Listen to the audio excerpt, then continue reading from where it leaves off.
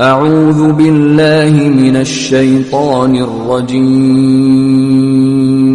بسم الله الرحمن الرحيم Juz 3, The Power of Allah.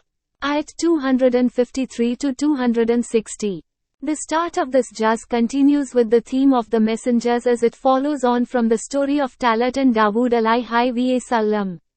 Allah reminds us that all the messengers were created by the same Creator. Thus, they should all be equally accepted as messengers, and this is a requirement of submitting to Allah. Further, Allah details how they are given different ranks based on the favors that He has bestowed upon them.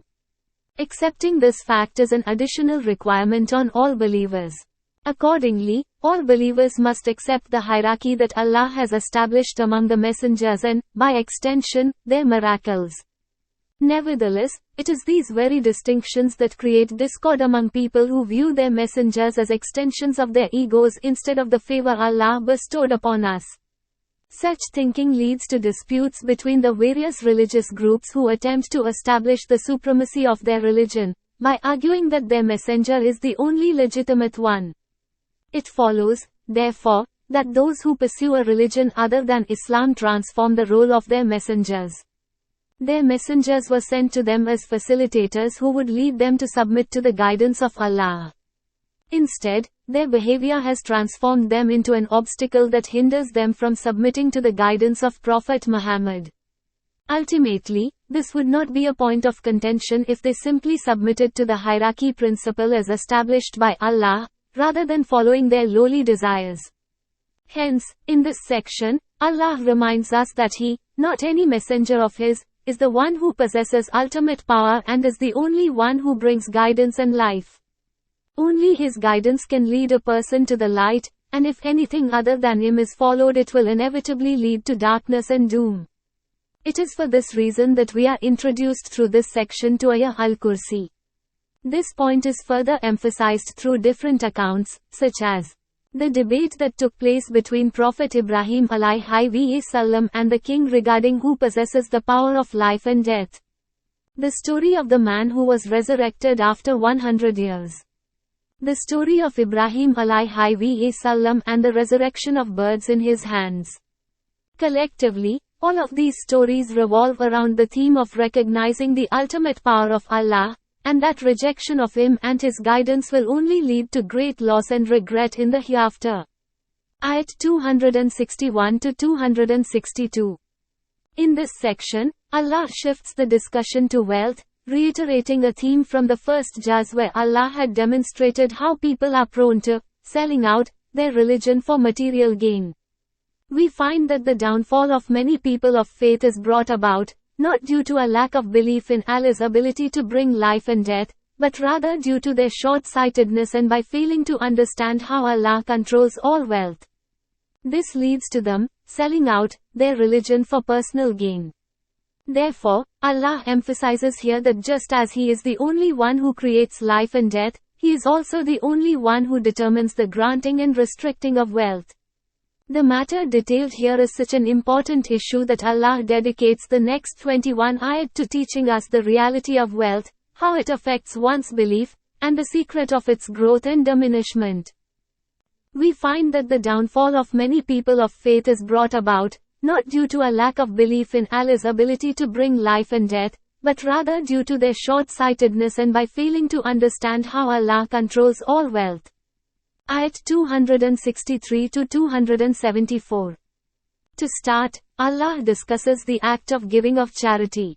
He describes it as the surest way of increasing one's wealth, owing to the blessings that are bestowed by Allah upon the wealth of one who gives charity.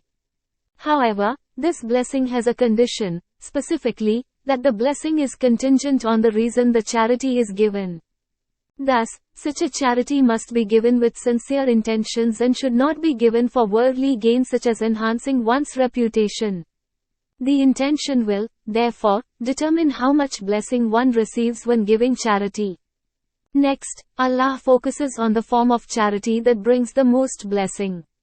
He emphasizes the need to avoid giving items that we do not need for charity out of fear of being stricken by poverty. In reality, Allah demonstrates that this type of thinking originates from the devil, whose objective is to convince people to go to extremes to secure their worldly affairs. Meanwhile, Allah promises that He will ensure both our spiritual and material well-being if we simply follow the guidance on charity that He has outlined for us. Allah then transitions to detailing how charity should be given, while also highlighting the best ways to give charity which lead to an elevation of the spirit. He also teaches us who the most blessed recipients of charity are and how to recognize them. Ayat 275 to 283. Now that Allah has established the conditions that should be met for a person's wealth to be blessed and increased, He turns our attention to how wealth can be diminished. Here Allah demonstrates that, just as charity is the single most powerful method of increasing wealth and spirit, interest is the single greatest method of destroying one's wealth and spirit. The significance of the topic of contracts is so great that Allah dedicates the longest ayah of the Quran to exploring its intricacies. Over an entire page, Allah gives us insight into the spiritual effect that interest has on those who acquire it, the arguments they use to justify it, and the clear religious prohibition of dealing with interest. Thus, Allah does not leave us in any doubt of the status interest holds with Him. Moreover, Allah teaches us that the reality of charity and interest are the exact opposite of what they appear to be. Allah will actually increase one's wealth through charity, even though it physically appears to decrease it, while conversely, He will destroy the wealth of a person who acquires interest, even though it seems like the wealth increases exponentially. Here, it is important to remember the lessons Allah previously taught us about His power over life and death, and that He controls the value and growth of all things in ways that we could never fully fathom. It is through these types of issues that faith is tested, and our perception of reality is challenged. In the end, it is for this reason that divine guidance is essential to understanding how to make the best decisions that will bring us success. Allah then draws our attention to another way that wealth is usurped, specifically, through faulty financial agreements involving interest or loans that are poorly documented or do not involve a collateral, thereby exposing the loanee and loaner to financial abuse. The significance of this topic is so great that Allah dedicates the longest ayah of the Quran to exploring its intricacies. In this ayah, Allah details measures of precaution that should be taken, including who should write the contract, how it should be written, witnesses who must be present during the agreement of the contract, protections for the scribes and the witnesses, and the spiritual considerations that are necessary. Lastly, He specifies how the loaner can protect himself financially by giving him the option of establishing a collateral in the contract in case the loan cannot be repaid. Ayat 284 to 286.